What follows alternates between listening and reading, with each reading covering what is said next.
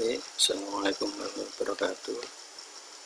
Pada kesempatan kali ini saya akan mencoba mengulas materi dari Summative 1 terkait dengan prosedur-prosedur pemesinan CNC. Tapi di sini kita gunakan bukan mesin CNC asli, tapi adalah simulator dengan menggunakan aplikasi atau software Swansoft CNC.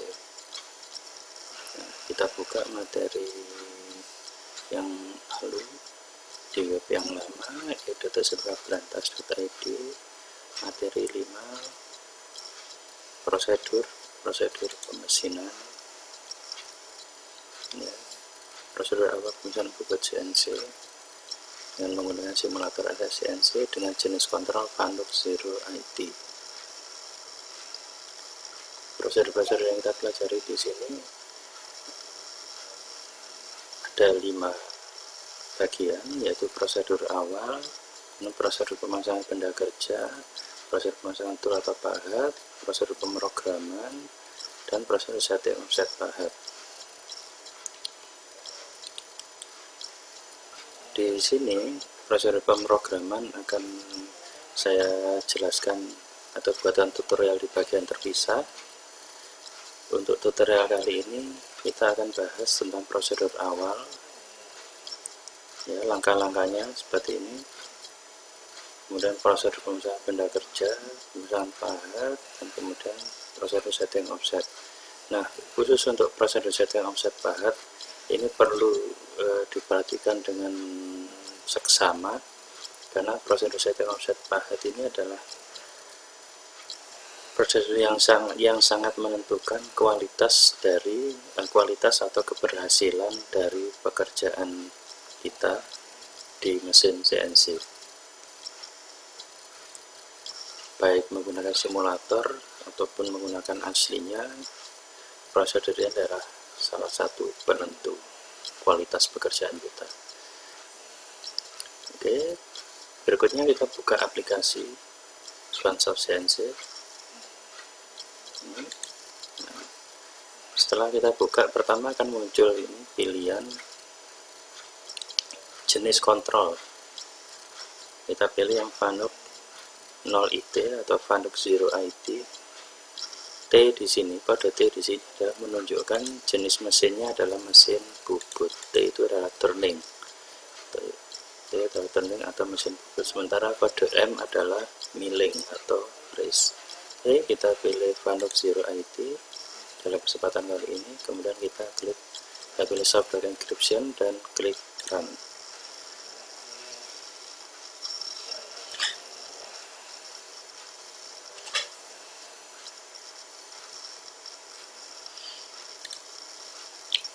Ini saya siapkan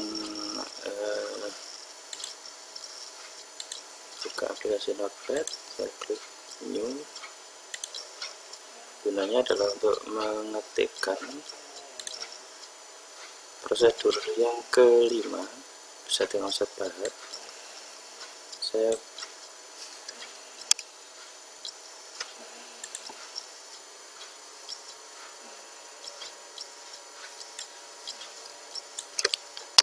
coba masukkan di Notepad agar supaya lebih mudah terbaca. Oke, seperti ini.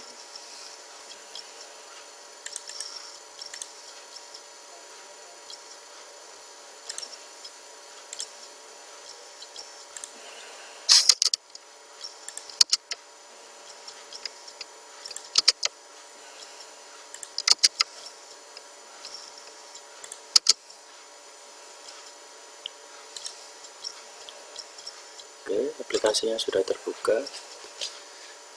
Pertama yang kita lakukan adalah merapikan dulu tampilan di tampilan mesinnya.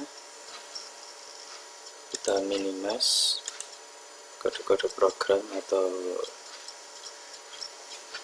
tulisan-tulisan yang ada di sana. Kemudian kita rubah tampilannya menjadi tampilan 2D. Ya, seperti ini tampilannya 2D, hanya nampak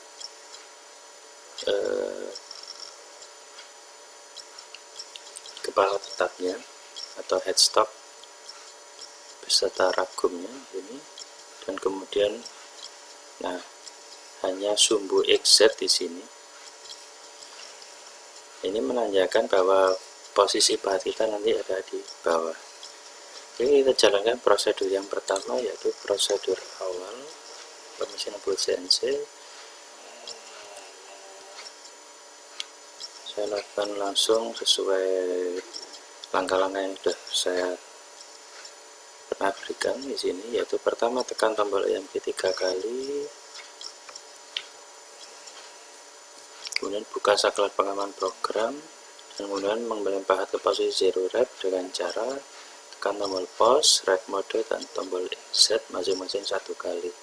Oke, kita coba praktekkan. Yang pertama adalah tekan tombol EMG 3 kali. Perhatikan dulu di sini alarmnya sedang aktif, EMG-nya, alarm EMG sedang menyala. Nah, itu yang kita lakukan nanti adalah mematikan alarm ini. Jadi kita klik sekali. Sebenarnya kondisinya alarm EMG sudah mati, tapi kita pastikan bahwa tombol EMG berfungsi dengan baik. Kita coba lagi, klik sekali lagi, dan kemudian klik sekali lagi, jadi total 3 kali. Nah, sekali kita klik tombol EMG, maka kondisi alarm akan berubah-ubah, menandakan bahwa kondisi tombol EMG berfungsi dengan baik. Berikutnya adalah membuka saklar pengaman program. Nah, ini saklar pengaman program. Posisi awal saklar pengaman program ini mengarah ke titik ke kondisi ke angka 1. Ini menandakan bahwa kondisi saklar pengaman program ini sedang aktif atau kondisi terkunci. Ini menyebabkan kita tidak bisa melakukan perubahan pada program ataupun menuliskan program yang baru. Maka sekarang langkahnya adalah kita buka dengan cara kita klik di sini, menjadi mengarah ke titik 0. Nah, berikutnya adalah mengembalikan pahat ke posisi 0 ref, mengembalikan revolver ke posisi 0 ref. Nah, tekan tombol pause, ref mode, dan XZ masing-masing sekali. Saya coba sekali seperti ini. Saya klik sekali tombol pause. Ya, perhatikan di sini tampilannya di layar. Ini menandakan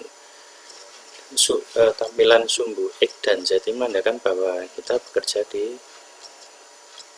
sistem koordinat absolut.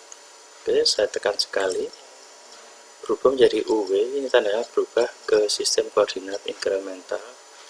Karena kita nanti bekerja di sistem absolut, maka kita klik sekali lagi.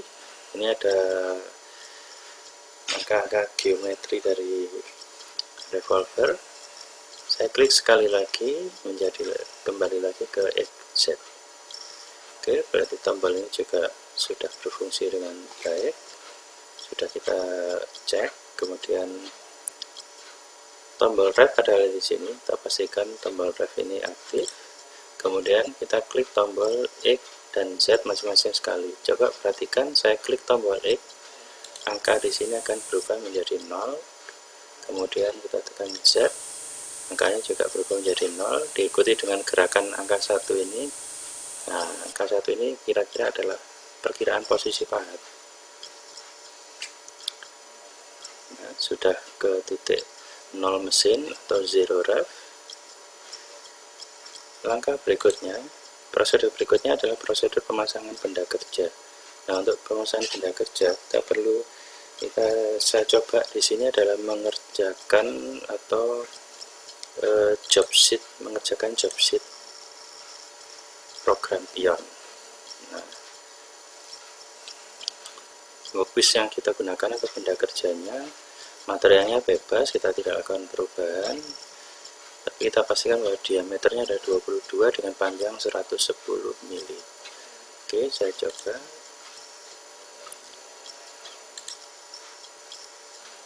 Buka menu setting workpiece. Nah, disinilah setting workpiece atau workpiece setup. Klik, kemudian stock size.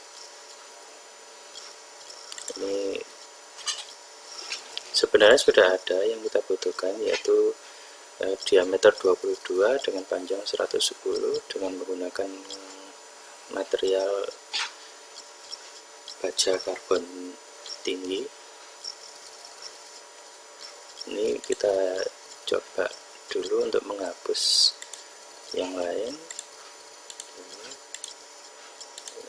Nah, tersisa benda kerja dengan diameter 22 dan panjang 110.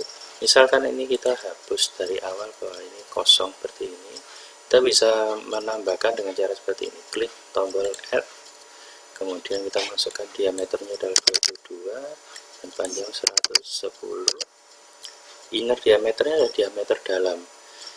Angka 0 menunjukkan bahwa benda kerja ini tidak berongga atau titik pusatnya tidak berongga, berarti sifatnya adalah pejal, bentuknya pejal penuh. Oke, seperti ini.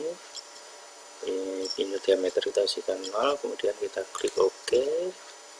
Di sini kemudian kita pilih benda kerjanya yang sudah kita masukkan tadi, kemudian kita klik OK. Perhatikan benda kerja akan tampil di sini. Nah, ini diameter 22 dengan panjang 110. Oke, prosedur berikutnya adalah prosedur pemasangan tools atau pahat. Nah, kita buka menu tools management. Tools management ada di sini. Klik. Dan kemudian kita lihat jenis pahat apa yang kita gunakan. Tipenya adalah VNMG dengan parameternya sengnya 160. Kemudian lebar sengnya adalah 30. Kemudian ujung mata pahatnya panjangnya ada 12, ketebalan 3 mili, kemudian ujung itu kelengkungan dari ujung tooltip, ujung mata pahat adalah 0,1 dengan nose angle 90 derajat. Coba masukkan di sini. Nah, kemudian ada yang harus kita pahami, di mana pahat kita di sini posisinya ada di bawah. Untuk beberapa aplikasi, beberapa simulator yang nanti bisa jadi ketemu kondisi bahwa pahat kita posisinya ada di atas. Nah, posisi pahat bawah dan di atas ini memerlukan jenis pahat yang berbeda. Nah, di sini saya coba tampilkan nama lengkap pahatnya. External turning RH yang nomor 1 adalah bobot luar dengan arah right hand. Nah, yang jenis RH ini kita butuhkan untuk posisi pahat di bawah, seperti yang kita temukan di mesin saya ini. Pahat saya ada berada di bawah, berarti saya memerlukan jenis yang RH. Akan tetapi ini panjangnya adalah 100 mili. Nah, kita membutuhkan yang panjangnya 160 mili. Sebenarnya bisa menambahkan di sini ya, pahat jenis RH dengan panjang 160.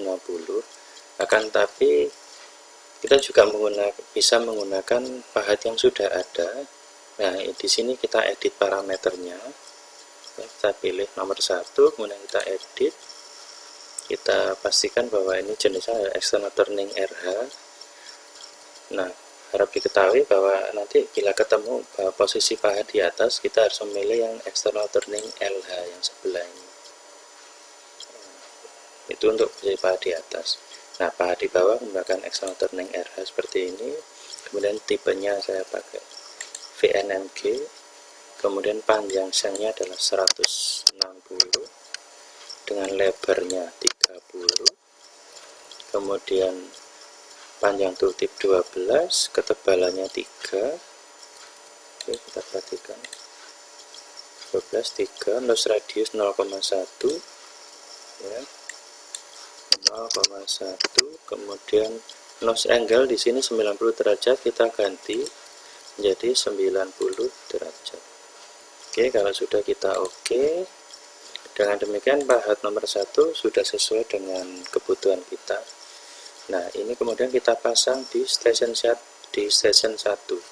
atau di revolver di slot nomor 1. Caranya adalah kita pilih, kemudian kita klik add to tool turret, kita pilih tool station 1. Nah, kemudian muncul di sini bahwa pahat nomor 1 yang ada di daftar adalah pahat nomor 1 sudah terpasang pada station 1. Nah, pahat ini belum aktif atau belum siap menyayat. Untuk memposisikan pada posisi penyayatan, kita klik dulu, kemudian kita klik mount tool. Oke, saya klik OK. Nah, sekarang bisa dilihat, nah pahatnya seperti ini.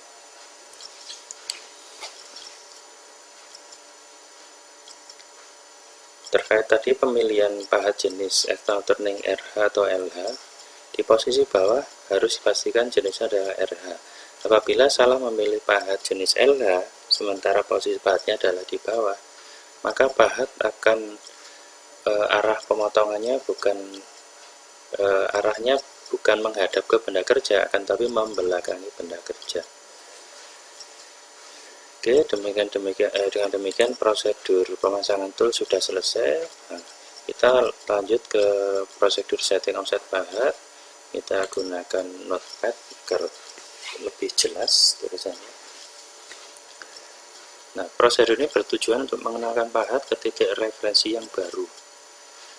Karena benda kerja yang berbeda ukuran, itu tentu titik referensinya, titik acuannya juga berubah. Apabila kita tidak merubah titik referensi, tetap menggunakan titik nol mesin, itu akan menyulitkan kita dalam perhitungan menghitung koordinatnya. Oke, makanya setting offset pahat ini perlu kita jalankan untuk menyederhanakan perhitungan kita dan memastikan bahwa kualitas pekerjaan kita akan tepat. Ya, apabila kita tidak lakukan perubahan ke titik referensi yang baru, tetap menggunakan titik zero ref, ya sulit. Yang saya sebutkan tadi adalah menyebabkan sulit memperhitungkan koordinatnya, dan kemudian akhirnya akan menyebabkan resiko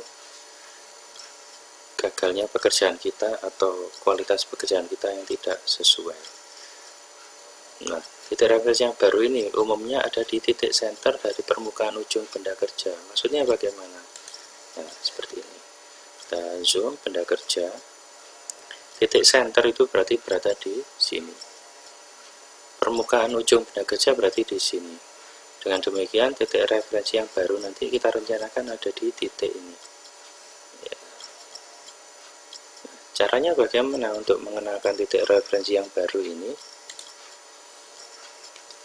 Ada beberapa tahapan dan ini harus cermat kita lakukan. Kita harus gerakkan pahat secara manual dulu menggunakan dua mode jog dan INC. Nanti akan saya jelaskan sambil jalan. Sampai ujung mata pahat menyentuh sudut kanan atas atau kanan bawah benda kerja. Nah, karena benda kerja kita ada di bawah, maka yang kita tuju adalah sudut kanan bawah benda kerja. Ya, sekarang langsung kita coba.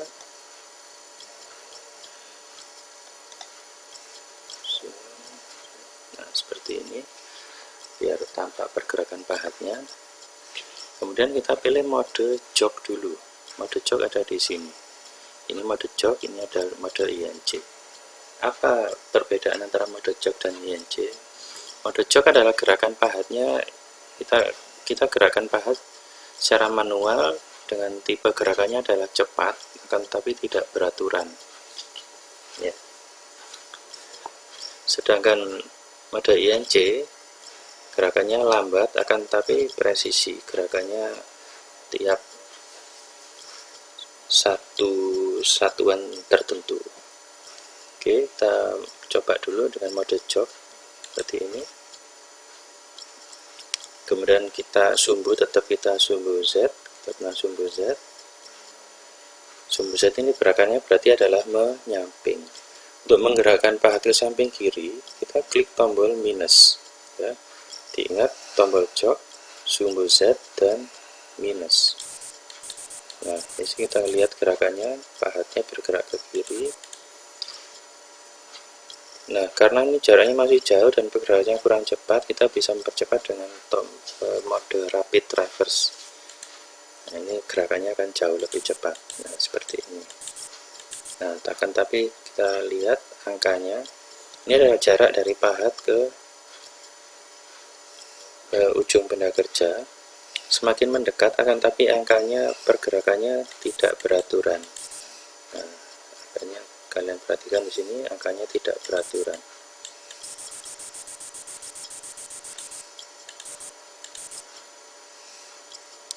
Nah, setelah agak dekat, kita matikan tombol rapid reverse-nya agar tidak kebablasan.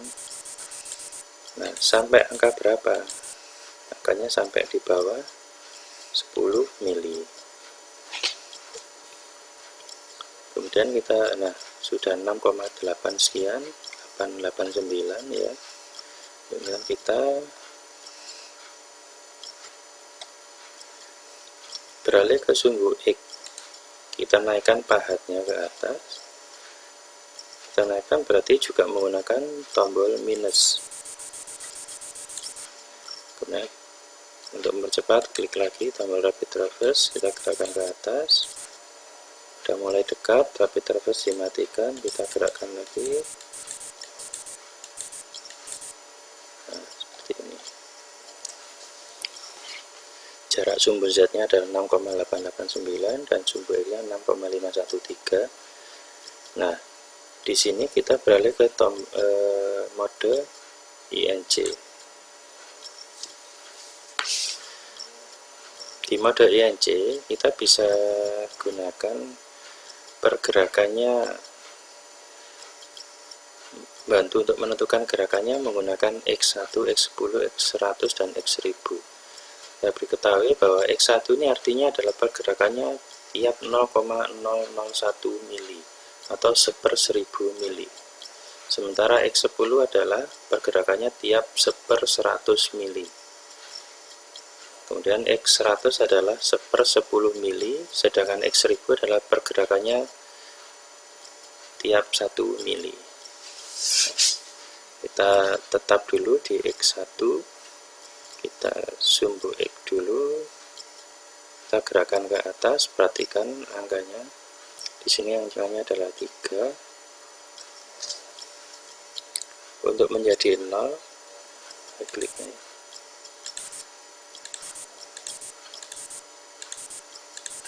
Nah, seperti ini. Kemudian angka 2 yang kita nolkan, kita bisa klik ini untuk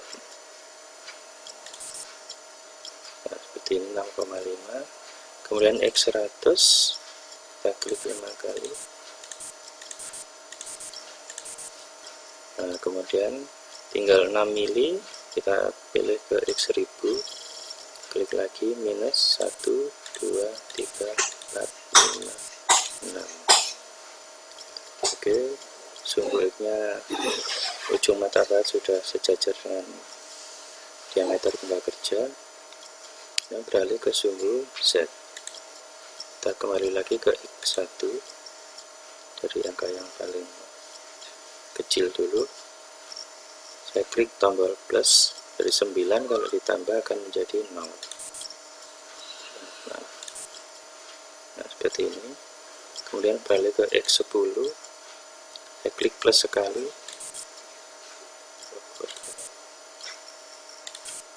Nah, seperti ini. Dan X100 ini, dan X1000, klik 1, 2. Oke, pas menyentuh ujung kanan bawah, sudut kanan bawah dari benda kerja.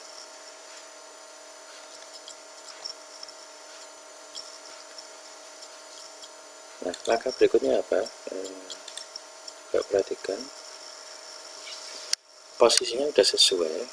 Langkah berikutnya adalah klik menu offset setting, kemudian klik soft key offset dan soft key geom. Begini. Menu offset setting ada di sini. Saya klik dulu offset setting, kemudian soft key offset. Nah, posisi soft key offset itu adalah di area sini. Inilah tombol 5 tombol ini disebut sebagai soft key. Apakah soft key? Soft key itu adalah tombol yang fungsinya berubah-ubah menurut atau mengikuti huruf atau tulisan atau petunjuk yang ada di atasnya. Nah, dengan demikian kita cari tulisan offset ada di sini, dan dengan demikian soft key offsetnya adalah di tombol ini. Di sini saya klik sekali soft key offset, kemudian soft key geom. Nah, di sini ada tulisan geom, soft key geom berarti adalah ada di sini. Oke, seperti ini. Kemudian langkah berikutnya adalah letakkan kursor pada baris G00X. Maksudnya gimana? X adalah menunjukkan nomor tool station tempat pahat kita berada. Pahat kita tadi kita letakkan di station 1, maka kita letakkan kursor pada baris G001 dan kolom X ya, seperti ini. Ini kursornya. Kita bisa gerakkan kursor dengan menggunakan tanda panah di keyboard ya. Jadi pada baris G001 dan kolom X seperti ini. Kemudian bagaimana? Nah, lalu ketikkan X ya, huruf X kita ketikkan diikuti dengan diameter benda kerja dan tanda titik. Nah, contohnya seperti ini. Ini dengan contoh diameternya adalah 36 ya. Cara memasukkan ada X 36 titik, kemudian klik soft key measure. Nah, seperti ini. Karena diameter benda kerja kita adalah 22, maka kita masukkannya. Ini kita ketikkan langsung aja, nanti angkanya akan muncul di sini.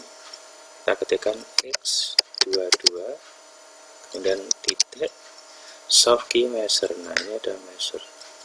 Soft key-nya ada di bawah ini. Klik seperti ini.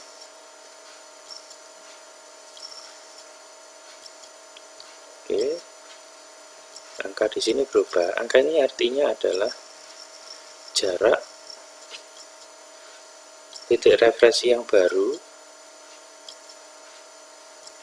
terhadap titik referensi atau titik referensi awal atau titik nol mesin atau zero ref. Ya, saya ulang lagi. Angka di sini adalah menandakan jarak dari titik zero ref atau titik nol mesin ke titik referensi yang baru pada arah sumbu X, yaitu arah vertikal. Nah, berikutnya bagaimana? Untuk X sudah selesai, berarti kemudian kita gerakkan kursor, kita arahkan ke kolom Z. Kemudian ketikkan Z 0 titik dan klik soft key measure.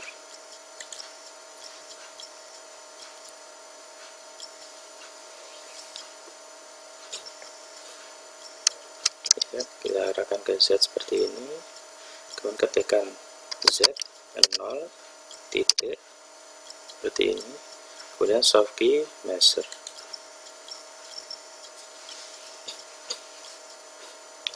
Oke, nah seperti ini.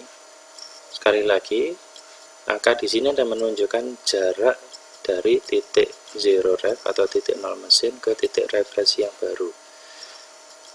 Dan kata lain, titik referensi yang baru ini berjarak 316 mili di sebelah kiri dari titik nol mesin, di sebelah atas 316 mili di atas titik nol mesin, dan berjarak 479,5 di sebelah kiri dari titik 0 mesin ya, 316 mili di atas titik 0 mesin dan di sebelah kiri berjarak 479,5 di sebelah kiri dari titik 0 mesin.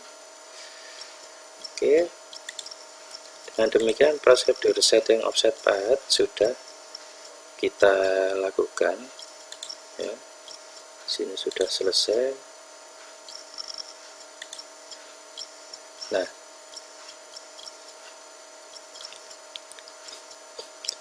dengan demikian titik referensi yang baru tadi ya,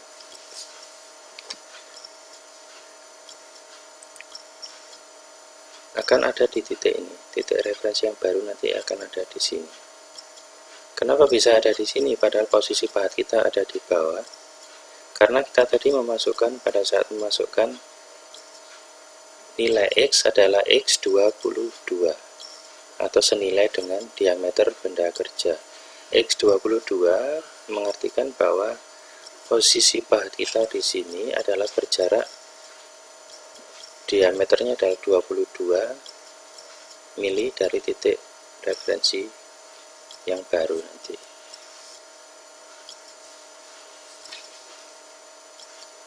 Kemudian Z-nya 0, berarti Z-nya titik referensi yang baru tadi adalah ada di garis ini. Nah, jadi tepat di mana X22 berarti ada di titik X22 dan Z berarti titik referensi ada di titik sini persis. Oke, terima kasih. Demikian penjelasan saya, harap diperhatikan baik-baik dan dipahami dengan baik. Karena sekali lagi ini adalah prosedur-prosedur yang tidak boleh salah, yang akan menentukan hasil pekerjaan kita di mesin CNC. Terima kasih, selamat pagi. Assalamualaikum warahmatullahi wabarakatuh.